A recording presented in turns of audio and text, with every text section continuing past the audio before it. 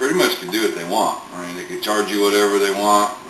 Customer service would probably not be very good because they're the only ones you have to choose from. The consequences of allowing monopolies to exist are hard to believe.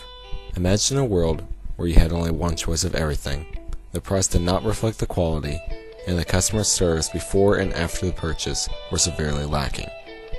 This is the imaginary, yet possible world where every company is a monopoly, and they have complete control over nearly everything. The Better Business Bureau is an organization that tries to promote an ethical marketplace, one that would be the opposite of this imaginary world.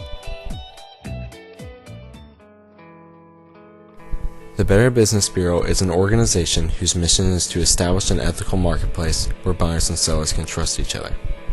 The Better Business Bureau attempts to accomplish this goal by creating a community of trustworthy businesses, setting marketplace standards for trust, encouraging and supporting better practices, celebrating marketplace role models, and denouncing substandard market behavior. The Better Business Bureau accomplishes many of these goals by offering Better Business Bureau accreditation. This accreditation allows businesses to display and advertise the fact that the Better Business Bureau believes that the business is trustworthy and meets the high standards of the Better Business Bureau. This accreditation can factor into whether or not a customer chooses to do business with a company. The accreditation shows that a third party has examined the business and believes it to be trustworthy. While placed at the Better Business Bureau, also known as the BBB, I performed a variety of tasks.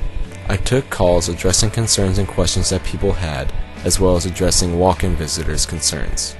However, majority of the work I did at the Better Business Bureau was scanning documentation about businesses, entering business information into the BBB database, and creating packets for newly accredited businesses. These tasks may seem very boring and remedial, but they served an important purpose to the Better Business Bureau. Employees had more urgent things to do rather than tediously scan documentation, file documents into the database, and make accreditation packets. So, instead of having paid employees use their valuable time on remedial work, I could do these tasks for them, thus allowing the employees to work on things requiring more focus and effort. I'm assuming it means that the Better Business Bureau has contacted the business and figured out if they're a reputable one. Businesses in a competitive market will seek BBB accreditation in order to be differentiated from the rest of the companies in their industry. The BBB accreditation gives the impression that the business is a step above other businesses without accreditation. However, is this statement a fact, or is it merely an opinion? Can the BBB have a strong enough force in the marketplace in order to control a monopoly, for example, a telecommunications monopoly? On the Better Business Bureau's website, it is stated that BBB accreditation does not mean that the business's products or services have been evaluated or endorsed by BBB, or that the BBB has made a determination as to the business's product quality or competency in performing services. This statement on the website leads to the idea that the BBB accreditation does not distinguish a business for its service, product quality, or proficiency in their market. One can conclude from this that the BBB accreditation does not mean that the business is better than others in the market, but that they have met the Better Business Bureau's standards, paid the fee to become an accredited business, and agreed to address consumer complaints. If a business does not have any major competitors, thus considered a monopoly, and one can infer that this accreditation does not give the monopoly any edge to gain more customers.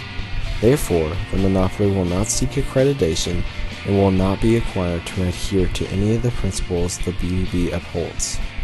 This leads to a concern for consumers when a monopoly is present in the community.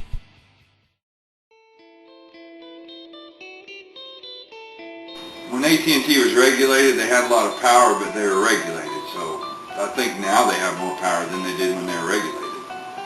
Oh yeah. As far as, internet providers go, they're the only two in town. But they're the only two that actually have the infrastructure for it. That's the problem. The Better Business Bureau only has a slight amount of leverage against businesses that possess accreditation. If a business violates the code of conduct, the only thing the BBB can do to punish them is take away their accreditation. For monopolies such as Mediacom or AT&T, losing accreditation is not a big problem because there are no other telecommunications providers like Mediacom and AT&T in the Springfield, Missouri area. This is also why customer service and quality of service tend to digress when there is a monopoly. On the Better Business Bureau's website, there is a database of businesses, and in this database, previous complaints filed against businesses are compiled. Mediacom and AT&T have a number of complaints recorded on the Better Business Bureau's website, and over half are regarding poor customer service or quality of service provided. This can lead one to the question why so many complaints are related to customer service and quality of services provided. Oh, sure. I mean, there's always competition, it makes a company, step the bar, push the bar up, because when you have competition, you have to compete with them. You have to try to outdo them, and we're just two companies in town. They can essentially do what they want because there's no competition. Monopolies do not need to please their customers as much because the customers have no other place to get that good or service. Also, since telecommunications are a necessity in today's age, people cannot function in our society without it. They have no choice but to put up with what the monopoly forces them to go through. These local monopolies, like AT&T, are normally large companies that work on a national scale because they are the only ones able to afford to enter new markets. This leads to the inference that the Better Business Bureau would have a very difficult time trying to regulate a monopoly. Unless addressed now, a monopoly, such as a telecommunications monopoly, could abuse its customers without any direct or severe consequences to the monopoly. A possible solution to this is to attach a fee or penalty for breaking the BBB's values agreed upon by the business. This fee would vary depending on previous abuses, types of abuse, and size of company. This new implementation would force companies to adhere to the principles of the Better Business Bureau and create an environment where the Better Business Bureau has more strength and the accreditation will represent more of a prestigious award. In society, businesses prosper and grow. One of the main motives of a business is to increase their profits. In this mission to increase profits, businesses will use many different strategies. Some of these strategies will hurt the community and customers that the business serves. Customers will need to acquire more protection from the businesses as these new strategies are implemented in order to ensure that customers are not taken advantage of. If these fees were adopted, the Better Business Bureau would have more strength in the marketplace. This added strength would allow the Better Business Bureau to encourage businesses more effectively, create a market environment that is much more ethical, and give customers more protection in the business place.